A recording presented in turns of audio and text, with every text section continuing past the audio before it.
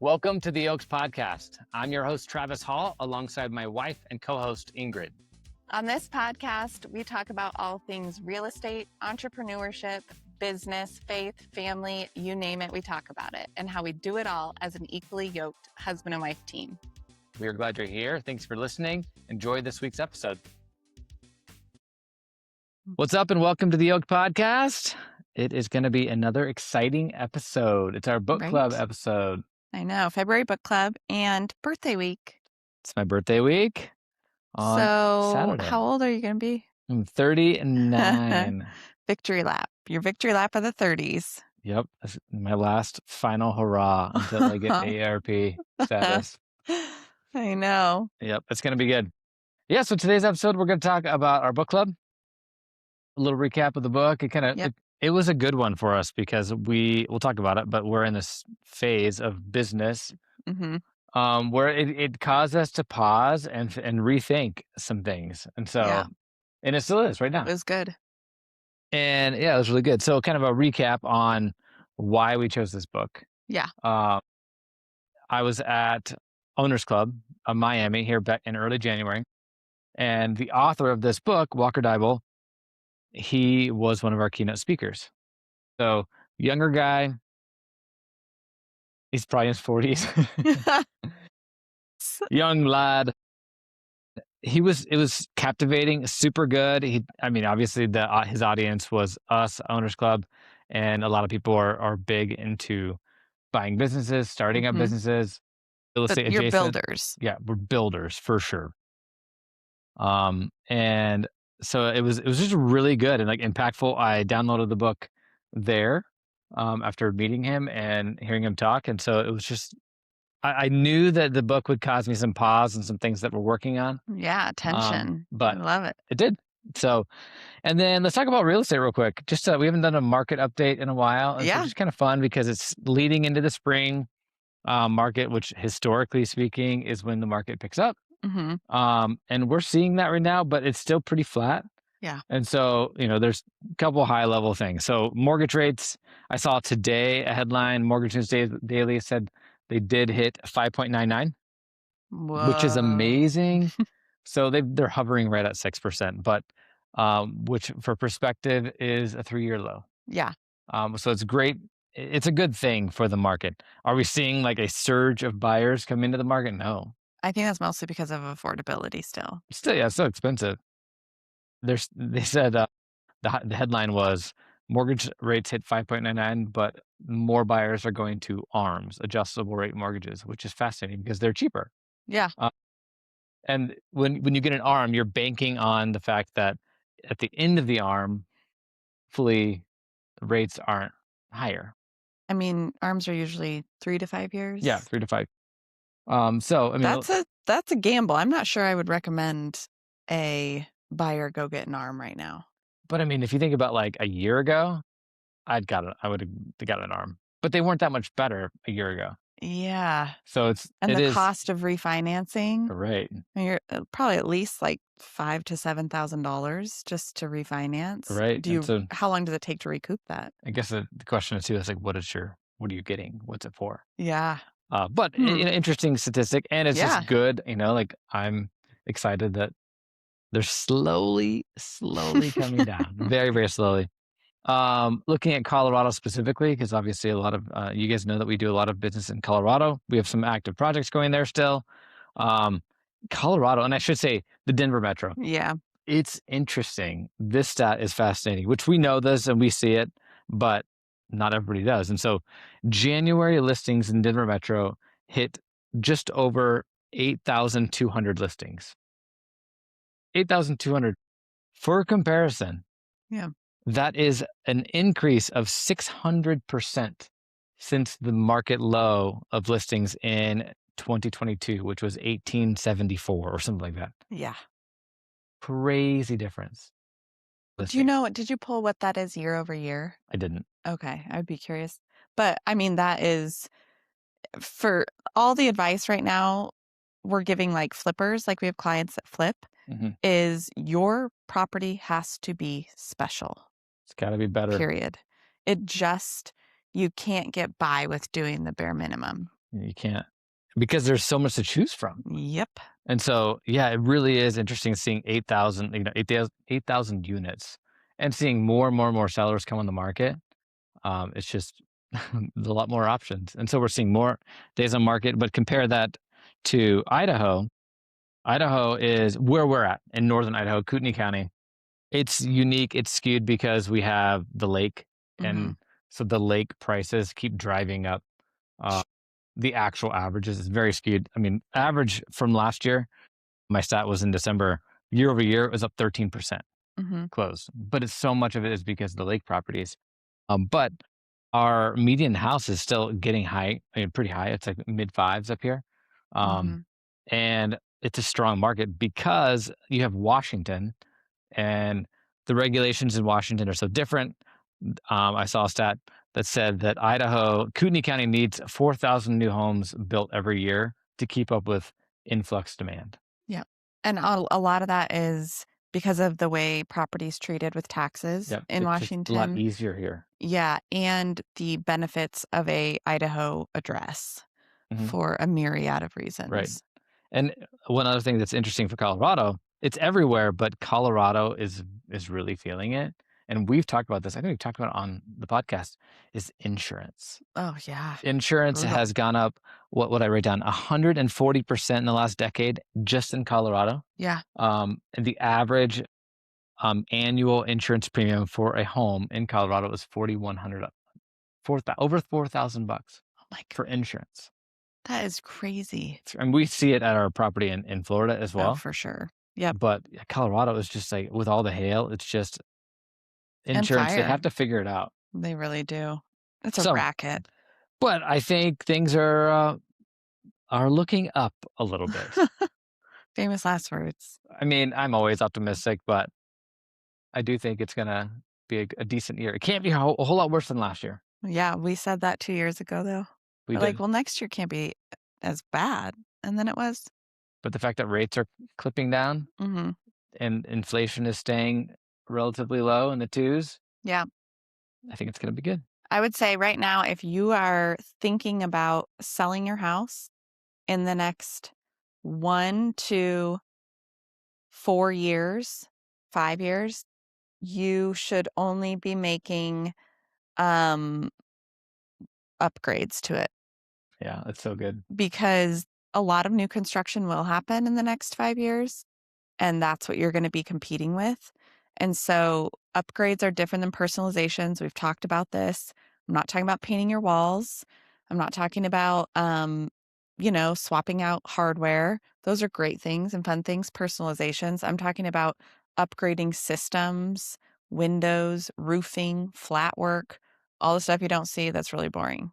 Yeah, so true. That's where my focus would be if I was going to sell in the next 5 years. What if somebody's like, "I'm gonna sell this spring." Like, I'm getting ready to sell. I'm gonna list in, let's say, May. I would say Like, what do we need to have do? your realtor pull data on the fastest sales in your micro neighborhood Mhm. pocket. Anything under the average days on market, Yep, the properties that sold the quickest, what do they have in common? yep. And likely, I mean, you're gonna have to be busting to get your house ready. I mean, the days of just throwing it on with cell phone pictures and, like, all your stuff in the house, like, Yeah. it still happens, but you're competing with a lot of you have to stand out. Yeah. It's gotta be clean, it's gotta be Oh, updated, yeah. it's gotta be, like, I someone can think visualize I've themselves said there. this, the cheapest upgrade you can do for your house if you're going to list this spring is to clean it and then clean it again and then clean it again. Truly. I'm And move talking all your stuff. scrubbing cabinets, get down there with your toothbrush, like clean the bejesus out of it Mhm. and get rid of all your stuff. Yeah. Paint all your Oh, crazy colored walls. yeah, like your kid's wall that's It's gotta purple. be like it's just gotta be it's just a crazy time. So, anyway, what's kinda going on. Let's talk Yeah, about the it's book. interesting. Yeah, so, and is it Walker Deibel or Deibel? I think Deibel. Okay, I I was should trying to look think that up. back to hearing him introduce himself, Yeah, and I don't know. Walker D. Walker Um, Deibel, though. But one of the things we were talking about in preparation for this episode too was looking up when he wrote the book. Yes. Because we recently did an episode on AI, and it is changing at the fastest pace known to man. Yes. And truly, he wrote this book in 2018. And I think some of the principles today, he might shift his perspective on. And I would be curious about that because we did talk about that. I doubt he would change that's 8 years ago. his tune, but it does. And what we're talking about, he wouldn't change his tune on the overarching theme of buying first instead of starting from scratch. I don't think he would change his tune on that. But AI changes a little bit the idea of starting from scratch. Yes, it does. Because it accelerates your time horizon. Yeah. Or I guess it shrinks. And so it can because of the tools. And then I think the other thing I gathered, like an overall large scale reflection of this book, was the similarities between this and Main Street Millionaire by Cody Sanchez. We've read that and we've talked about her. Yes. And she talks a lot about boring businesses, utilizing seller financing, creative financing to make these acquisitions. And he talks a lot about that as well. Yeah, they definitely mirror each other as far as so I like idea that. And concepts. Okay, so I wanted to start with some tension questions. Yeah, I love this. Which is, why do we glorify startups? What do you think? I know, it's so good. I think it's sexy. What is so sexy about it? And it's like a pride thing. It's like the American dream of like, I started this. I bootstrapped this from the ground up. Right. I'm in a tech startup. You hear that phrase a lot. Silicon Valley, there's been shows done about it, like incubator. It's your idea. You're starting it. Right. Nobody else can do it better. I think it's just real. It's like culturally like awesome. So why wouldn't you buy something that's already working first? Like, why would you make it harder on yourself to go start something from ground zero? Because initially, like everyone's like, the initial thought would be, well, starting it doesn't cost any money, or it costs very little. And so I don't have to have this massive down payment, because people are always like, well, how do I where do I get the down payment? Which is true. Yeah, but I think he does a good job debunking that. For sure. He's like, I'll show you exactly where you get the money. But initially it's like, well, I can't go buy that $1 million business. I'll just start one up and get my LLC for $50 and or maybe I pay 500 to have somebody do it, and I get a website and I just start. It starts as a side hustle, or it starts as a dream, and then it's like working late at night. Yeah. I think it is very much a American luxury to be able to start something from scratch so easily. I think this is super honed in on advantages of being an American, or starting a business here, I should say, which is that you can create an LLC overnight and get a bank account. It would take you 10 minutes. It's true. Isn't that crazy? Okay, so let's start with like just the summary of the book, which is Buy Then Build. Is basically his thought is, go buy a business instead of building it from the ground up, because it cuts down on the unknowns, basically, of will this fail, like, whatever the percentage is of the amount of businesses that startups that fail. And it is very much like already a proven thing. And he talks specifically about this should be focused on boring businesses. And so sometimes starting from zero, he says, is ego driven, which I would agree with. I think there are, and we're entrepreneurs, like I'm talking about us too. It can be very much like, I have the ability to do it from zero, so why wouldn't I? Right. Well, it feels good to be the top dog. Yeah. Like I'm the president of the new entity. Yeah. It doesn't have anything. It doesn't do anything, but I'm the president. And then also I think it, like the sexy aspects of starting a business is that it's your ideas, and it does take an ego shift to be able to focus on optimizing something, not inventing it. And so you really have to like do that, but it removes the will it work risk, which I think is his one of his drivers for doing it. That's his recommendation. I think about the ego side. It's just real. I remember, we'll say a family member and their boyfriend years and years and years ago. And he was doing some tech thing. I don't remember exactly. But when we first met him, I was like, cool, like, what do you do? And he's like, oh, I'm a CEO. You remember this? Yeah. And I'm a CEO. And we're like, well, I mean, that's a funny thing to start, like, to lead with is your Yeah. title.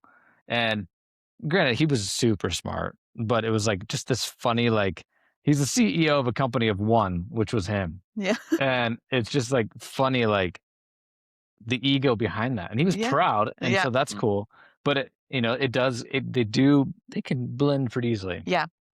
I think one of the other drivers that he talks about that is probably the most alluring, at least to me, or if you're a high risk, a like low risk person, is that you have cash flow day one when Correct. you purchase a business. It is proven cash flow. I mean, obviously, hopefully, you're not buying a business that doesn't have cash flow, but it can take a very long time to have an ROI on the time invested when you're starting something up. And purchasing a performing business, you have cash flow day one. Well, I mean, if you look at a lot of these actual, like, big time tech startups that are, I mean, they need seed capital for the first 3 years because it's a loser. I mean, it's Yeah. losing money, Yeah. um, and they're planning on that. Yeah. And then it's like VC funding and all these. That's not exactly what we're talking about here. Um, but and we're not going to talk the details that he talks about. We're not full, like this is not a No. book report. Um, but I mean, there are guidelines on what type of businesses to Yeah. buy What does and he like say? Like, age. Like you don't want to buy brand new. It's only been in business for 1 year, no, his target is like 5 1 to years. 5 million Yeah, in in revenue. revenue Mhm. in 5 years. Yeah, 5 years plus. Like because of the fail rate. Yeah. A lot Yep. of businesses fail in that first year, Yep. and then 3 years, and if they've hit five, the odds of it succeeding Hmm. are high.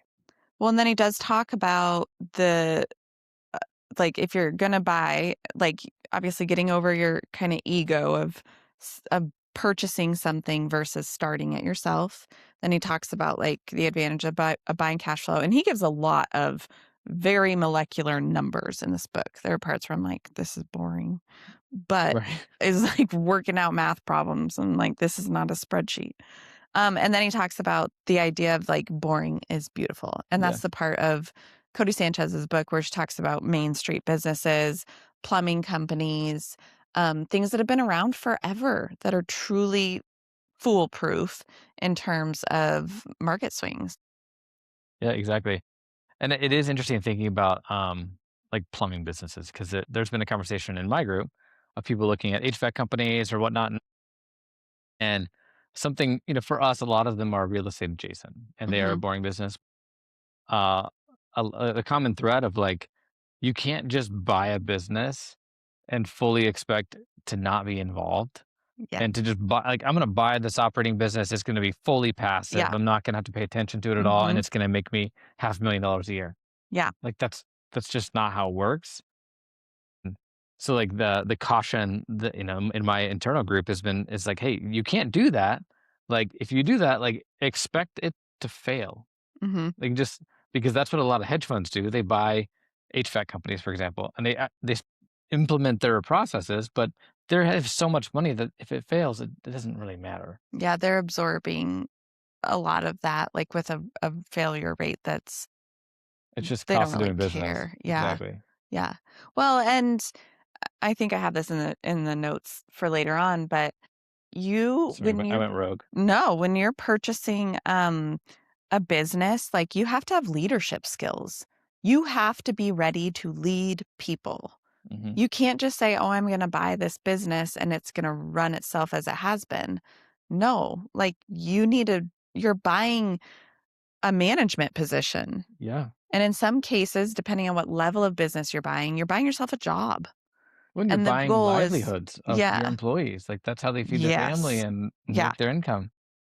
Let's tie this boring is beautiful to us and what we're doing right now, RV parks. mm-hmm, Because RV parks is a great example of this. And like, yes, would we, so right now, like we have a couple different RV parks that we're working on buying, Oklahoma and in Texas. Um, Oklahoma for sure. Texas is, it's been potential, maybe not, but Yeah. likely.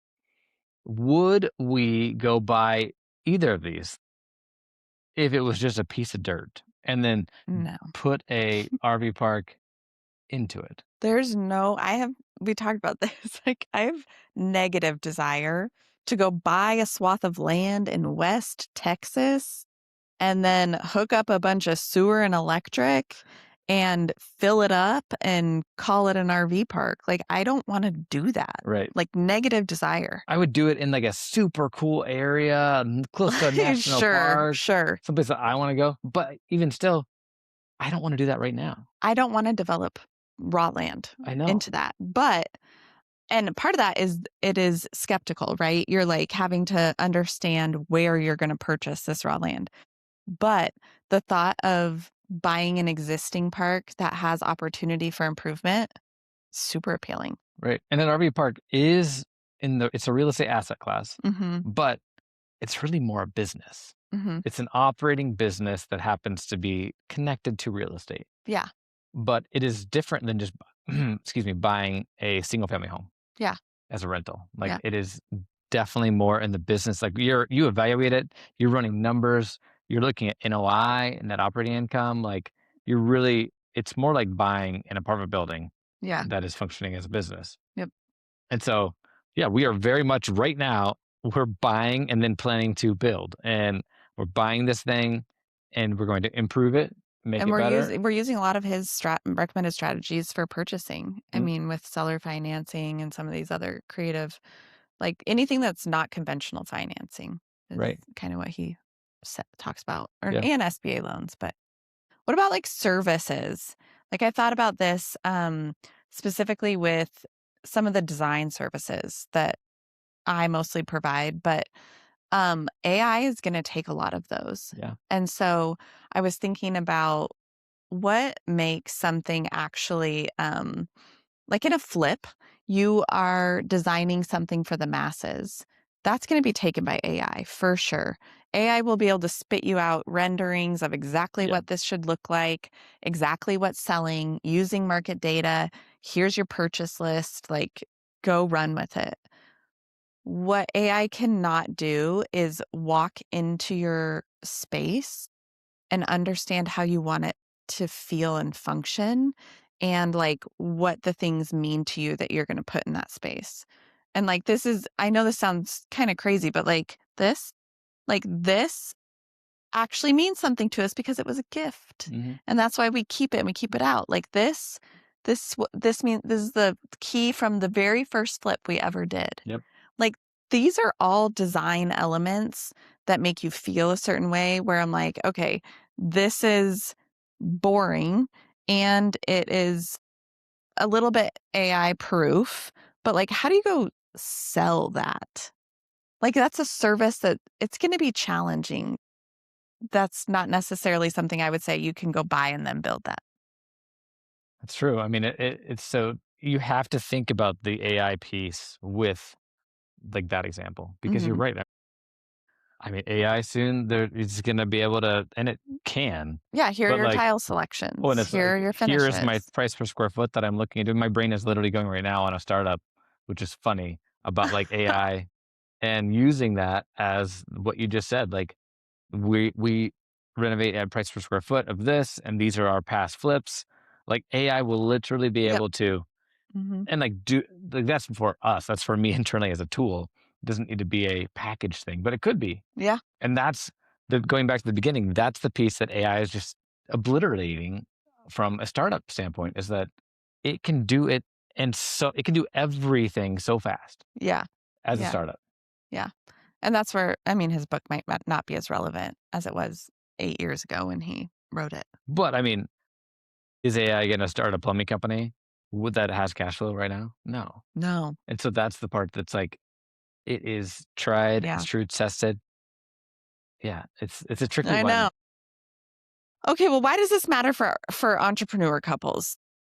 I love that you tied it to this. I know, and I really wanted to to talk about this because this is one of our inner like passions is like helping entrepreneur couples because there can be a real tension and there's stress. There's no income in entrepreneurship or startups. There's identity chaos. There's marital tension. Like one person sees the value in spending a bunch of seed money here with the unknown. If the other person is really conservative and low risk, like has very low risk tolerance, what do you do? So buying something is maybe a little bit better for your marriage. I'm just going to throw it out there. Like there's a defined structure, you have shared activity, there's like some profit kind of that's predictable, it's less volatile. I totally agree. And like a startup, like it's so speculative at times, and like it can be a dream crusher. Yeah. So would you rather fund 3 years of startup losses or buy something already profitable? Yeah, that's a no-brainer for me. Right? I But think we've done 3 years of like no income before with like a certain sector of our business. right? Well, and that's what's interesting is like it's an easy answer for me to buy business. Now, but the practical side of my brain, the way my brain thinks as like a Enneagram 7, like my brain goes toward I'm just gonna go start that. Right? You know? I can just go do I it. can just go do I it. can It's go like do here's it this idea. It's like myself. blink. And it's like, oh, and especially now, Yeah. going back to AI, now with AI, you can brainstorm the daylights out of ideas. Yeah. And like even like something that we have working right now that we'll talk about that is a startup that we're causing pause on because of this darn book.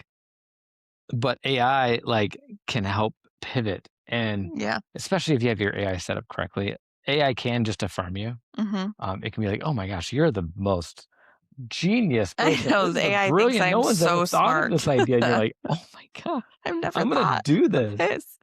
It's so real. I will say though, like to the listener who maybe has felt tension before in being an entrepreneur or starting something from scratch, if you felt tension within your marriage or your partnership, maybe you should go buy something instead. And I think it depends on what your goal of the startup is. If you want to sell t-shirts on Etsy because you like it and Yeah. you're like, I want to make an extra $200 a month. Yeah. I don't want this to be my full-time thing. I don't want this to be this grand thing. Like, go do it. Go do it. Go wild. And so I think you have to know, like, what is your lens you're thinking of this through? Yeah. Yeah.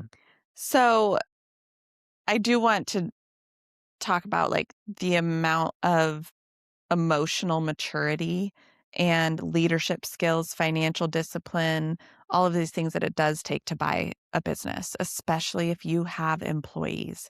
Now it's different. We have some friends up here. They bought a existing juice bar. One of them is operating it. It's a one-man show. He's the only employee. He's the only employee. He's learning a lot, He's learning a especially with ton. like vendor relations and stuff, but he doesn't have somebody that he needs to answer to that is like trying to provide for their family. Now in time, hopefully, right, he can hire someone That is definitely his goal because he's like, I bought myself a full-time job where it's for like sure. the shop's not open unless he's there. Yeah. If you're going to purchase a business though that has 5 employees that are depending on you, like you better show up. Right. And so, are you ready for that? Like you can't hide behind we're in startup mode, like it's okay to lose some money. Like you've got to grow up if you're going to go buy a business that has employees. Right. It's so true. And I think with it, like you not just grow up, but you got to show up. Oh yeah. Like Even if you have an operator. yeah. I mean, the business is going to change hands. All of your employees are going to feel like, is this going to work? Who is this new person? Right. Well, like what are you changing? Like operationally, are the employees overpaid? Yeah. And for the business size, and it's like, are you going to cut their pay? If you do, they're leaving. Like what employee is going to stay if you cut their pay 40%? Right. Or are they underpaid and you're going to incentivize them to stay because you have a plan that you fully think is going to execute well and that you can actually increase? Yeah. And But it's not gonna be rainbows and ponies. Like, you're gonna have a couple staff meetings and you're probably gonna lose some people. And it's probably gonna be a year of building back the culture because you're totally new. right. So I would say that, like, if you're not ready to grow up and show up, don't buy a business that has employees. Right. Yeah. Exactly. If you just want to get out of your job and you're happy to own your job, like just go buy something Mm-hmm. that you can operate in and you can probably make a great living doing that, Yeah. you know? So some of the things I want to close with, like, are things that I thought about with us specifically, and like kind of pressure testers and like tension questions. But one of the things about this book was that, like, we've never purchased a business. Not like this. Not like this. And we've thought about it, and we came to Coeur d'Alene with the intention of buying a business. And I think that intention's still there. Yeah, but we haven't. Uh-huh. And so, like, would you buy a non-real estate business? And we're coming up on a year of being here. Like, what's missing? And should we be looking for that? Right. So it's so good. Well, I mean, we are buying a sort of real estate business through the RV parks. Like Sure. we are. I still think yes. Okay. We would buy a non-real estate business here in Coeur d'Alene. We still have that. You're asking me. I have that desire, but it has changed a little bit. Okay, so let's use an example. Would you go buy a $2 million plumbing company?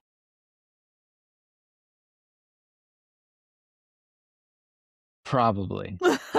Why do you hesitate? I hesitate because Because that was part of the vision when we first. it was. It was about a $2 million home services based. Yeah, I know. And I think that the trick is that our life is so good right now. Yeah. And we're different.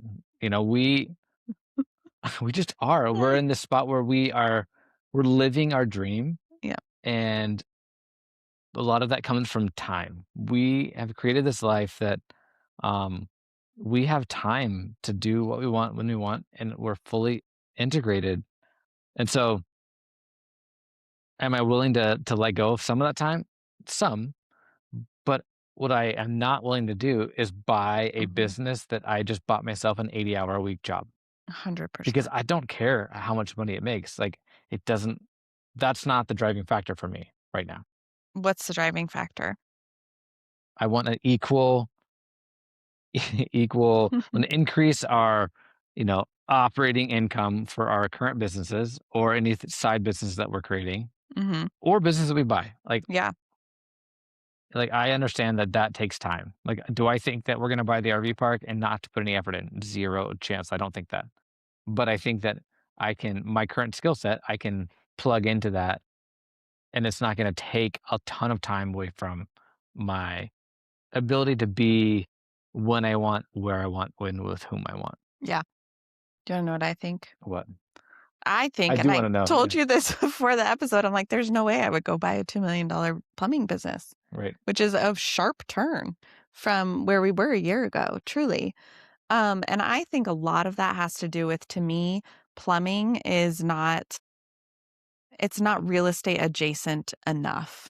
Sure, it has to do with home and services and, like I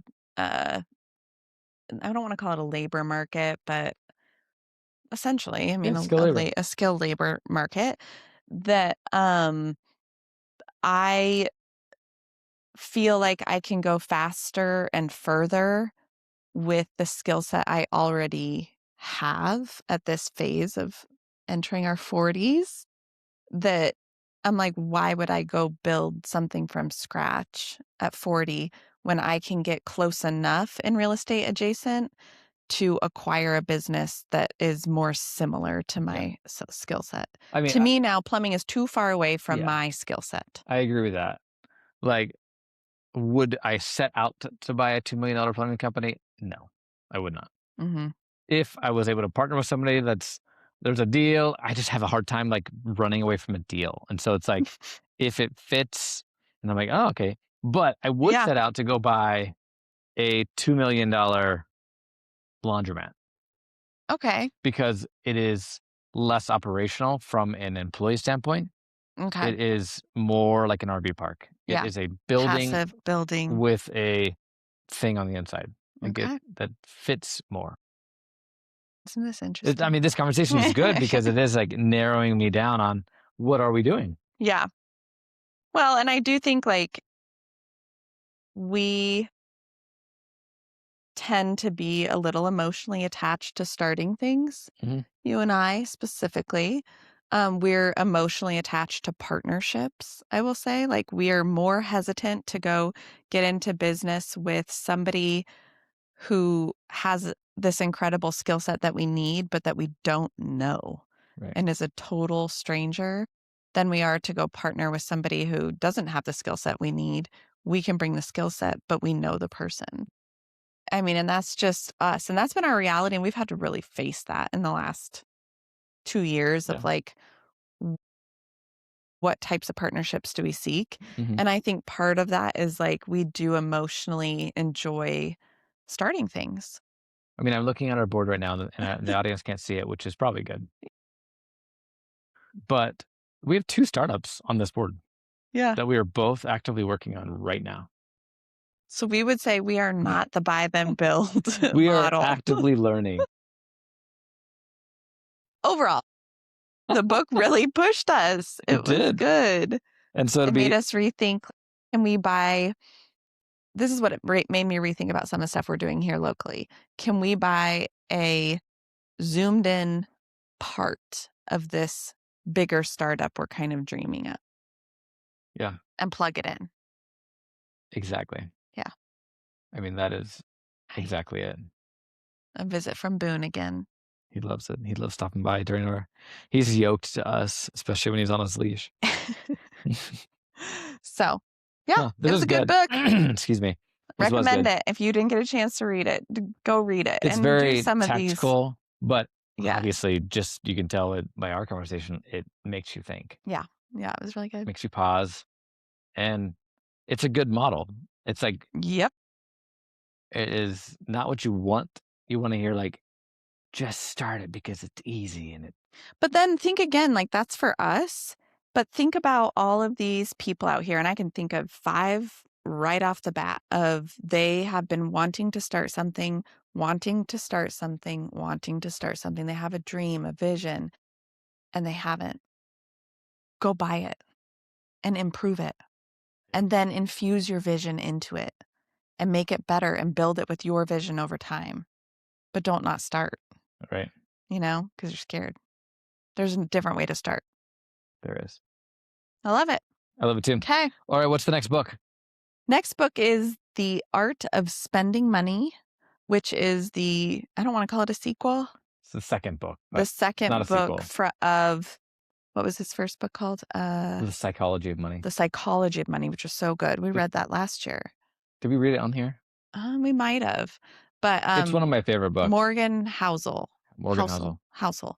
And he's going to talk about, the book talks about spending money and why what you spend money on can make your life richer, essentially.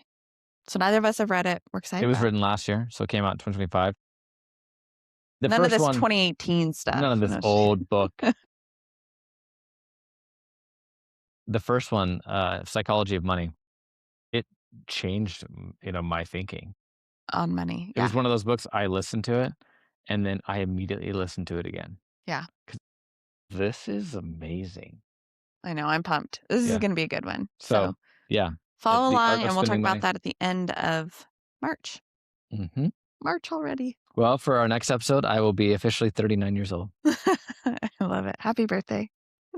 And then, it'll be fun to have updates on this, our businesses, our AI employee. Yep. That we have actively working right now. Yeah, she worked all night. She didn't even need a break.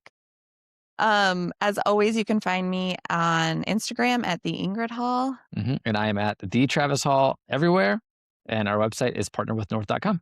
Yeah, be sure to like, subscribe, and follow along for a new episode each week.